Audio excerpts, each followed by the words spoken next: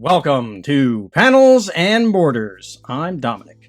So, talking about more stuff that came out of San Diego Comic-Con, more announcements. So, the other big announcement was the next Thor movie, and the title of it's going to be Thor, Love and Thunder. So, right off the bat, I gotta say that title design is actually really cool. I like that. It looks like something from like the 80s, like Masters of the Universe, stuff like that. That's what it reminds me of. So, anyway, the big surprise was Natalie Portman is going to return for the next Thor movie as Jane Foster, and she's going to be female Thor. So this has been pretty controversial, and for those who probably don't understand why this would be controversial, I'll try to give a quick breakdown of why. So back in around 2014, 2013, Marvel Comics decided to go really PC with their storylines and their books and stuff. So it seemed like from one month to the next, they basically replaced their classic lineup of characters with what people would call politically correct versions or SJW versions of those characters. So Iron Man, they killed off Tony Stark and he was replaced by a 15-year-old black girl called Riri Williams, and she was the next Iron Man. The Incredible Hulk disappeared and he was replaced by an Asian Hulk. And Jane Foster replaced Thor. Thor became unworthy of his hammer, and Jane Foster became Thor.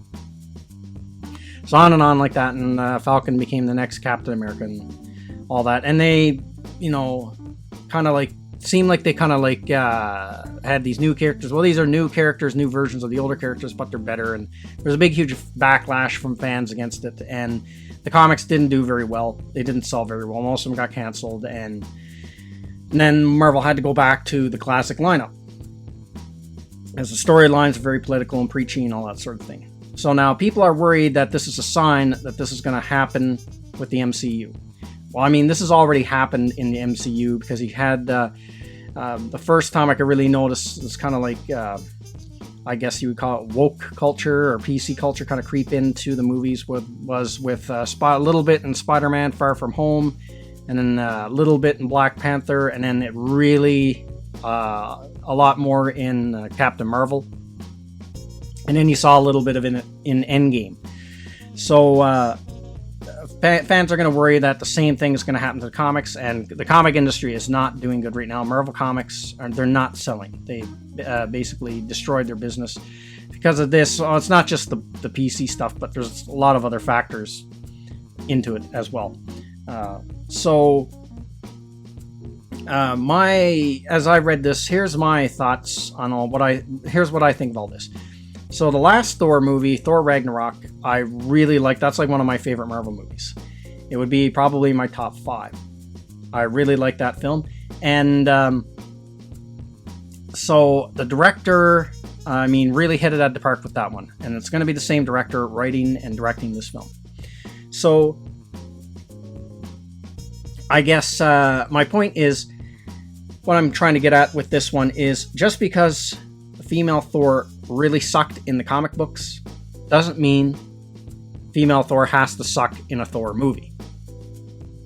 Because we don't know yet what kind of angle the director's going to take with female Thor, if they're going to have her be the Thor going forward in all the next Thor movies, or it's just going to be she's going to be Thor in this movie, and her and Thor get back together and then they work side by side, him with the axe and her with the hammer, to fight off some threat or something like that, or defend like New Asgard or something like that. So I'm not going to jump to conclusions just because, the comic book version of female Thor, they didn't handle it very good, and it wasn't, it didn't come off very well. It doesn't mean that it won't work in a movie situation. So I think it's kind of jumping the gun to say that the next Thor movie is going to be woke, and it's going to be a PC mess. But here's the thing.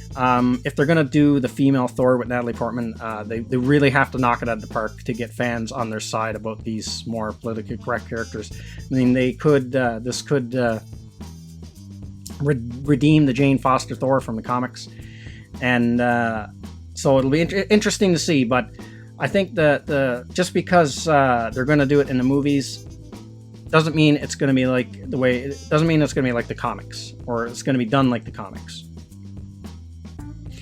And So I'm not gonna jump the gun. I'm gonna wait and see as more plot details come out, and I'm gonna go see the movie.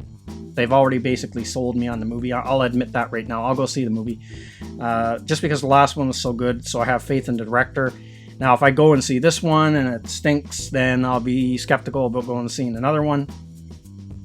But so far, I've been a pretty loyal MCU fan. I've gone to see every MCU movie in the theater. Every one that has come out.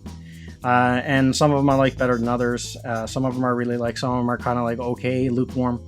So we'll see how this one goes. So I'm not going to jump the gun on this one. Let's see what happens. Let's see what kind of take they're going to do with a female Thor. And let's see how they're going to do it with Natalie Portman and if she can pull it off. And as far as Natalie Portman go, I like her as an actress. She's been in quite a few movies I really like, with The Professional back from the 90s, and then of course the Star Wars prequel series and stuff like that. So that's everything I got to say in this video. Let me know what you think in the comments section, and I will see you at the next one. Thank you to all of my subscribers, and thank you for watching this video. And if you're new to the channel, like, subscribe, and share. And don't forget to hit the bell icon for notification when new videos are uploaded.